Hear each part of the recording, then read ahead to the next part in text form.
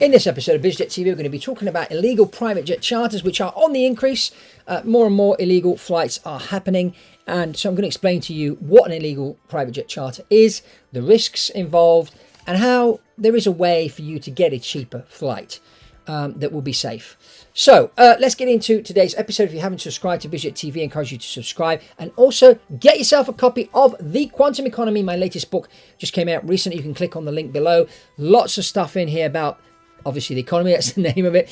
What are the trends for the future, technology-wise? What are the trends for travel with the emerging economies and how this is going to affect? And in here, there's also the story of a number of entrepreneurs that have used the private jet to build their businesses as a business tool. 170 pages, a lot about the private jet industry in here and why, if you are an entrepreneur, you need to get a private jet sooner in your entrepreneurial journey than later, because you will use it as a tool to build your business. A lot of people think, well, I'll buy a jet when I make the big money, but there's stories in here of people that got a jet early on, and because of the jet, they built the big business. One of these stories being that of Sam Walton from Walmart and how he used the airplane to build his business. So a lot of content in here. Get yourself a copy. Click on the link below. But let's get into today's episode about the illegal charters. Now, when you are searching the internet or ringing round to get yourself a charter on a private jet, a lot of people will go on some of these fancy apps, use a broker, and sometimes there'll be some brokers that will be using an airplane that isn't on an aircraft operator certificate or a Part 135 certificate, as you would call it in the United States. Now, what's the difference between an airplane on a charter certificate and not on a charter certificate, or operated privately, as they say? Well, basically, when you have a private jet and it's operated as a Part 135 or on a charter certificate, the parameters to operate the aircraft are a lot more restrictive. For example, pilot duty is less. The length of runways you can use is shorter. The maintenance has to be done in a certain way.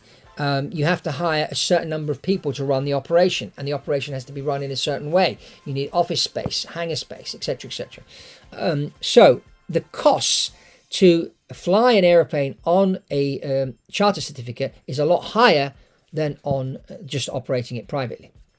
In fact, if you're looking to set up your own charter organization, it will make sense if you're going to operate more than 5 aircraft. Otherwise, it doesn't make sense with less than 5 aircraft. So this is really, really important to understand. Now, most of the market with charters is governed by the brokers. The brokers don't own any aircraft. They just, charter from Tom, Dick and Harry. A lot of the brokers use a platform called Avinode. And what Avinode basically does, if I have an aeroplane and I want to charter it out, I load it onto Avinode for so much money per month. It's then seen by 2,500 brokers around the world. When they dial in and they need an airplane to go from, London to Dallas, they'll just type in London to Dallas tomorrow morning, 8 passengers, what's available, and 5 airplanes will pop up saying these are the planes that are available tomorrow morning to fly from London to Dallas, and this is the rate. And of course, they'll go for the cheapest rate, and everybody's driving the price down all the time. And this is the biggest problem.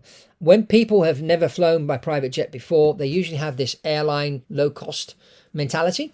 And so they go in and they're thinking, well, I need to find the cheapest option. And that is really, really a bad thing to do, because then the broker's driving the price down all the time. The charter operators, they struggle to make money. The margins are like 3 to 10%. If that, because there's so many things that can go wrong. I mean, just to give you an idea, when an airline operates an airplane, in order for them to break even, they need to be flying the airplane for 4,000 hours a year. Now, give you an example, there are about 11,400 Boeing 737s in the world, and there are about 900 Bombardier Global Expresses in the world. So when you're looking for a spare part for a Boeing 737, because there are 11,400 airplanes out there, the spare parts cost less compared to the spare parts for Global Express. If you have to train a pilot to fly a Boeing 737, because there are more airplanes, there are more flight simulators available. So the cost comes down. So we're talking $12,000 to train a pilot from scratch to be able to fly a Boeing 737, compared to about $65,000 to fly a Bombardier Global Express, because there are few simulators for that, because there aren't that many airplanes.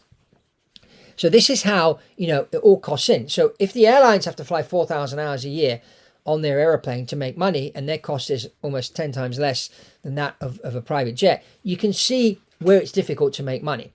And so driving the price down doesn't make things easy. Now, there are a couple of operators out there that own all their aircraft, but the backers behind them is other recycled money, money laundering basically, or it's people that have a really, really cheap price on fuel because maybe their other businesses, oil rigs, and so they can afford to come onto the market and maybe even make a loss. And so they're, undercutting everybody else. Everybody else is trying to drive their price down. But when you're trying to drive your price down, you're going to have to compromise. And when you compromise, you start cutting pilot salaries, trying to make them fly to the limit, delay maintenance. Unless the private jet operator also has a maintenance facility.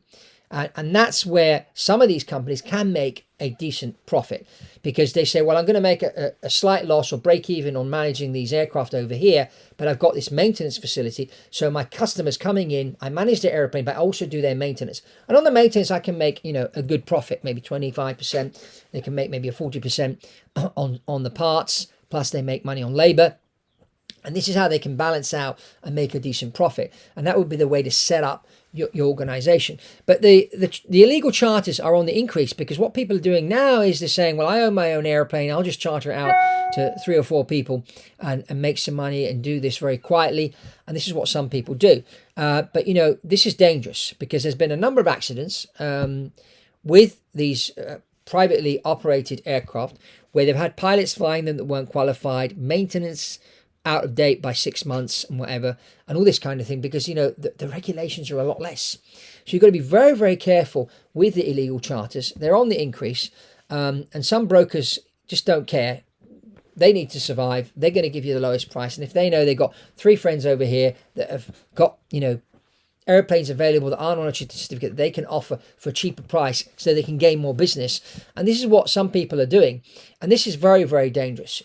I would say when you're going to charter a private jet, safety is the most important thing. I mean, I have a handful of charter clients. I don't do many charters, but I have this handful of clients that come to me because they're looking for something safe. I always tell people, rule number 1 with me, you're not going to get the cheapest option because I don't work that way. While all the other 99% of brokers will give you the cheapest option, I will give you a safe option. And that's really, really important. And that's the way you should approach private jet charter. The other way you can get a cheaper flight is by getting a smaller airplane. So if you have to, some people want the big airplane because they're used to flying, United Airlines Boeing 757, which is a large cabin aircraft. And for them to get in a Citation CJ2 to fly from Dallas to Houston, they're a bit... And they think, well, let me charter a Challenger 300, which is going to be a lot more expensive. So if you're okay with flying in a smaller airplane and you want to get a cheaper deal and you're flying a short distance, charter a smaller plane. Charter a King Air, charter a PC-12, which is turboprop. Cheap PC-12s are really cheap to charter compared to a Challenger 300. That's how you can bring the price down and be safe. And so, remember, and not many people know this, but the average number of people traveling by private on a private jet is about 3.5 passengers per flight. So if there's just 3 of you, why not charter a Honda jet to go from Dallas to Houston or from Los Angeles to Las Vegas? Charter a smaller plane. It's just 3 of you with a couple of bags, and off you go, and you'll get a lower rate. And that's the way to get the price down. But as I always tell people, when you're coming into the private jet world and you're buying a jet or you're leasing a jet or chartering a jet, always think in your mind that you're buying time. And so reliability is also important. You want something that's going to be reliable. You don't want an airplane that's going to fly you to your destination and then break down and not be able to fly you back. Because this is another problem that's happening as well out there. You want reliability, and that's really, really important. Some people are operating some really old, badly maintained aircraft, and they tend to get AOGs, or aircraft on ground as they call it, or a mechanical, as they call it in the US.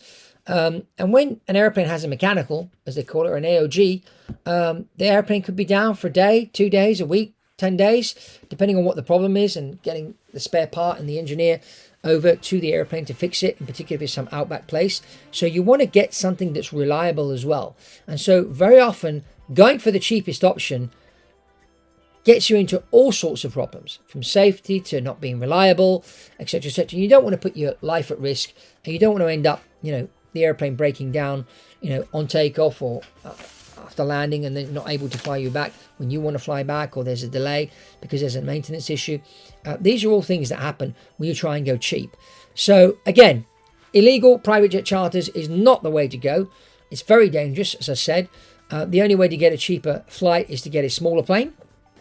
But private jets are expensive, and this is why people, not everybody uses private jets. It's a business tool. It's not for everybody, as I say, in the quantum economy. That's a fact. Otherwise, everyone would be flying by private jet. So anyway, I'd love to hear your comments about these illegal private jet charters. Have you had any experience with this before?